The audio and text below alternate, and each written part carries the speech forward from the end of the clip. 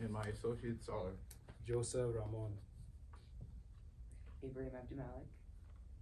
Oh, and Shania King. we're here to talk to you about something you might be very familiar with. As students, you've probably heard about this through high school, college, and probably through a large part of your life. Loans, but more specifically, talking to you about student loans. And I know we heard of it, we all hate it, none of us want to pay it, but if you're going to college, it's likely something you're going to run into at some point. Whether it's a small amount or a large amount, student loans are something that can really grow over time and become a whole beast of its own that you have to worry about later on in life, like something just nipping at the back of your head. Now, do we really need student loans? Possibly, but not really. Think about it, there's other places in the world that already have governments similar to ours that don't charge for college. So I'm not saying our government will have to change to be exactly like theirs, but they could implement some type of system to help us be more like that, to either mitigate the cost of student loans or just completely get rid of it.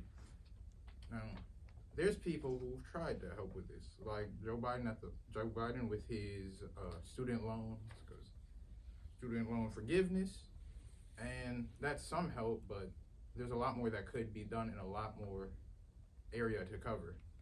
People will go to college when they're young because family wants us to go to college, the government wants us to go to college, other people, we want to go to college just to get a better education and make a better lives for ourselves.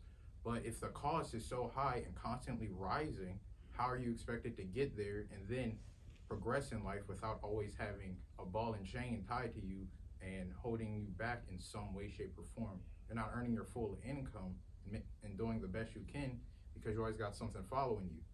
Even when you're in school, you're always your mind's always split between student loans and work. I got to do my schoolwork, I got to study, but I also got to figure out how to pay off this so I won't have to deal with it later or won't compound and grow. But there's always ways around it, and that's why well, not ways around it, but we want there to be some ways around it, and there's scholarships, but we're here to talk to you about a few ways that we can help with that it can be helped, and some of the consequences that come with student loans, so you are a little more enlightened about the whole process in general. I often wonder why college is so expensive. We often hear that it's a must to go to college. We are forced to go to college to get a better degree, a good degree, a good salary, get good paying jobs. The number of loans people take out can be very overwhelming. Student loans has been increasing over the last couple of years. It's taking out student loans is scary because you are borrowing money that you haven't paid back over the years. My old high school teacher words were, don't take out any loans unless you have to pay it back. And that's been with me for the last year or so that I met her. According to Student Loans Overview, while the report does not offer specific suggestions on how to address the problem it's highlighted, it does just suggest some areas of concern to think about policymakers considering regarding student loans, and what sometimes may be associated with is crisis around them. The clear message is that student loans present problems for some borrowers that are worthwhile addressing. So these problems, like taking out student loans, can cause a person's health to go in some really, really, really bad. Another reason why student loan needs to be avoided is because it is a pandemic. Student loan is a pandemic.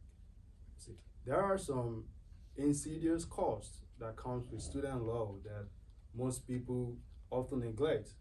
And I'm talking about the physical, the emotional, and the physical, and the emotional, physical, and the mental struggle that comes with student loan and stuff. According to Pearson Accelerated, 67% of people with student loans suffer the mental and physical symptoms that comes with the intense and seemingly unending stress caused by debt. See, some of examples of this struggle are chronic headaches, physical exhaustion, loss of appetite, depression, and even self-inflation. You know, when you're stuck with student loan and you don't know how to go your way how to go about it, you start thinking of ways in which you can inflict pain to yourself. And another one that I like to talk more about it is bad college experience. You know, when you have student loan to think about, then it will affect your academic performance, and it will also affect, it will also affect your student engagement activities in the school. And as a person that have, go through a mental health struggle during my first year in college, this is this is an experience I do not wish any of us go through. It is disgusting, and it has a lot of damages.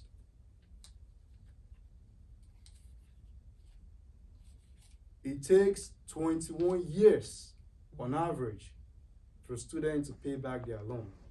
21 years. Even though banks and several lenders do make their maximum in which students can pay their loan to be 10 years, but students are still not able to pay in time. As a traditional student, imagine yourself in 21 years. Where will you be? Probably thinking of, getting married, or, even some of us might have kids by that time. And imagine having to think about student loan while sending your kids to college. Think about that for a minute. And even for non-traditional students, while you're coming to school and you have student loan, you still have to take care of your relationship, your children, and all that stuff. So when you think about this, the mental struggle, the physical and the emotional struggle that comes with student loan has more disastrous effect than we might think of. And lastly, lenders, banks, they do not care whether you had some challenges along the way. Maybe you change your credit, you change your course, something just happened and you drop out and all that stuff. They don't care. This is something you have to pay. And according to the same source, Accelerated Pearson, 74% of students regret taking loans at the end, after all is said and done, after they've went to college, gained knowledge and all that stuff. 74%. I want you to think about that for a moment. And Ibrahim will speak more about the solutions and we'll talk more about it, and also give you some of the solution of how you can, maneuver your way around it. Student loan is a pandemic. Thank you. Moreover, it's almost impossible to get out of paying student loans once you come out of college. Interest builds up. It isn't always going to be possible to get that good paying job right off the bat when you graduate. For example, in some industries like computer science, some software development companies really won't accept associates or bachelor's degree students. They look for masters or higher people with years of experience under their belt.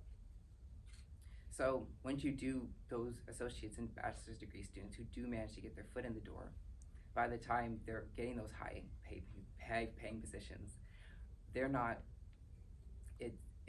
it's been too long. So they have so much money built up from all their debt. Additionally, StudentLoanWarriors.com states that bankruptcy is one way people try to get out of paying student loan debt. However, it seldom works, and this is mainly due to some of the issues with being intertwined with the banks and whatnot. They don't go away like other things like health bill, medical bills. So for example, if you have cancer and like you're sick, what have you, you have student loan debt and you have these medical bills. Defaulting on bankruptcy may get rid of your medical bills. However, that won't get rid of the student loan debt. It's no secret that the American education system preys upon this. However, despite this growing situation, there still might be a fix. And what would that be, you may ask? Well, we supply the proverbial market. We're the quote-unquote customers. If we make enough noise, we can make a difference. Furthermore, we can also become more financially literate. That's a way we can become more informed. Just as these companies have weaved their way through the legal system, we can do the same. We need our degree, not the debt that, more often than not, comes with it. Thank you.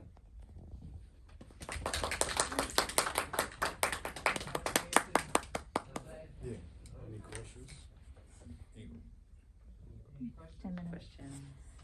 I just want to say my aunt is 50 years old and she still got student loans. Mm-hmm. Please, I got student loans. Oh my God. Now I'm going to the grave. They don't get a dime from me. I'm done with it. Yeah, my parents, they have, You have to be full-time at a university for them to take the debt off. And I've worked at universities for over a decade, but I'm an adjunct. So I will go to my grave with this debt. It's brutal. Very, very Thank good you. topic. Thank you.